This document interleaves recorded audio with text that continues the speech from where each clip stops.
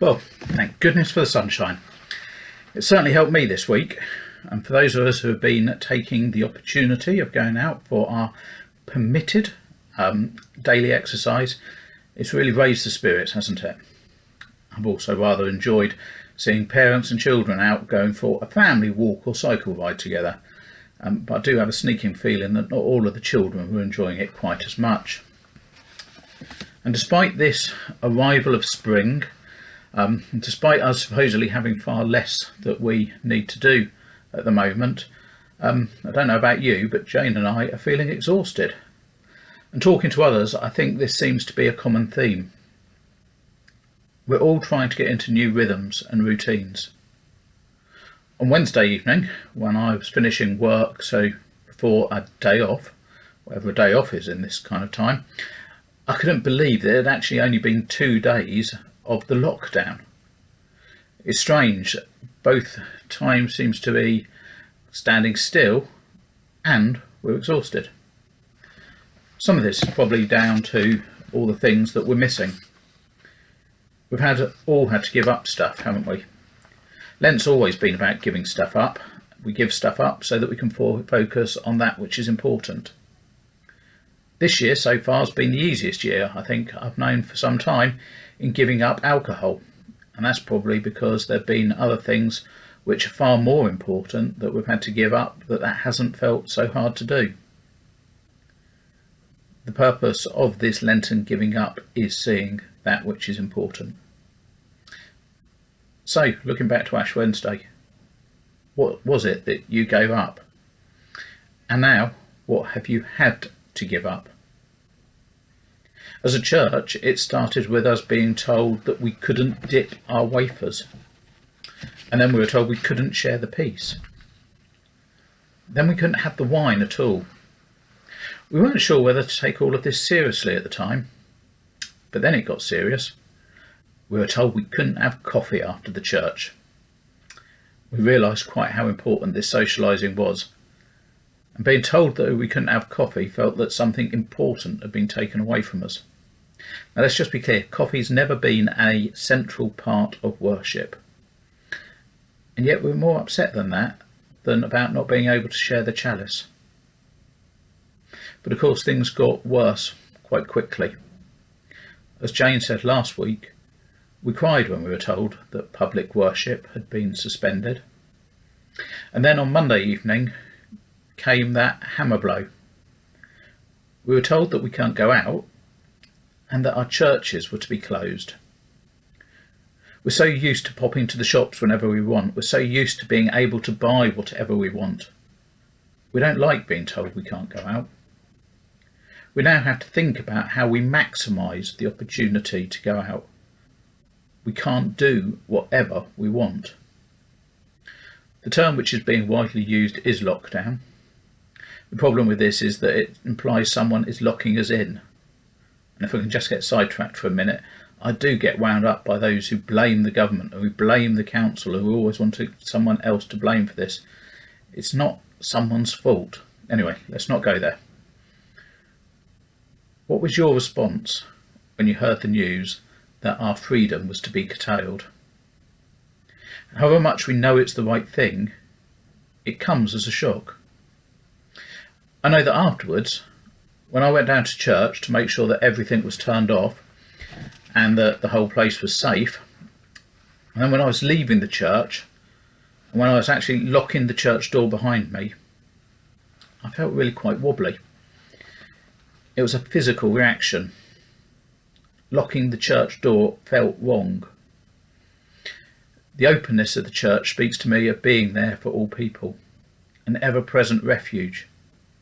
And the openness also speaks to me about our mindset. We are open to God and questions about God. And I suspect at that moment I was faced with the question, if we strip away all of this, if we strip away all that we do, our services, our buildings, is God still there? Well, of course I know the answer is yes, but knowing the answer and feeling the answer can be different things, can't they? And anyway, then there's the stuff beyond church which we've had to give up. What have you missed most? Is it physical contact? Is it seeing friends? Are you grieving for lost opportunities, parties, holidays, all these things which have been cancelled, visiting family and seeing them? Are you just grieving because you're having to use all of this conference calling and it's driving you mad? Your list might be long or short, but there will be, without doubt, stuff on it.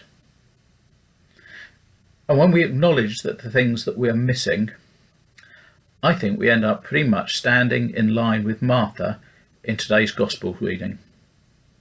She's given one of the best lines in all of the Gospels, especially if we read it in the authorised version. But to paraphrase Martha, I think she'd say, "Coronavirus sucks." Or, as she says about her brother and his death, "Surely he stinketh." She looks at the tomb of her brother and asks, what good can possibly come out of something that so obviously stinks?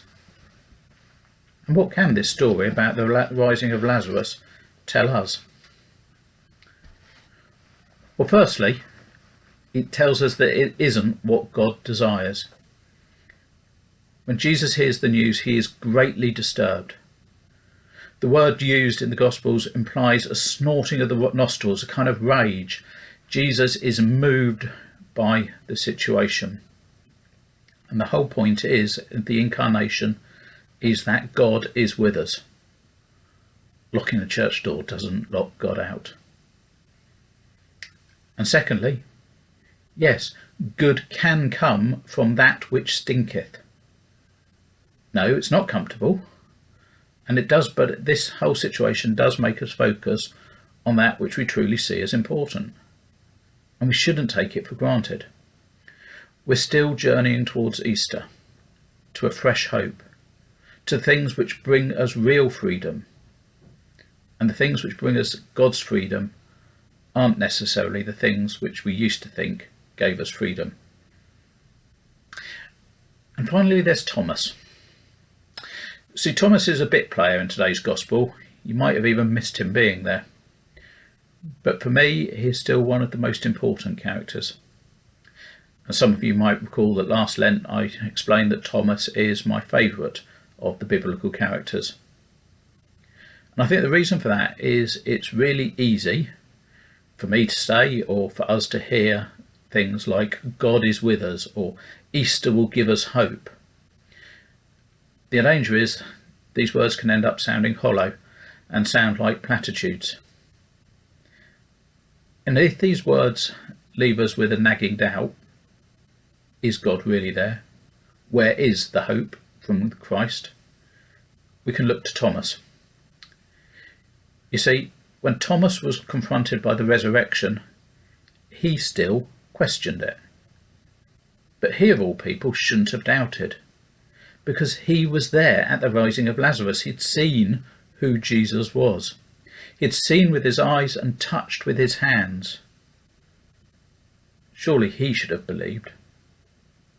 But it took him time to come to God. God gives us space to come back to God's self.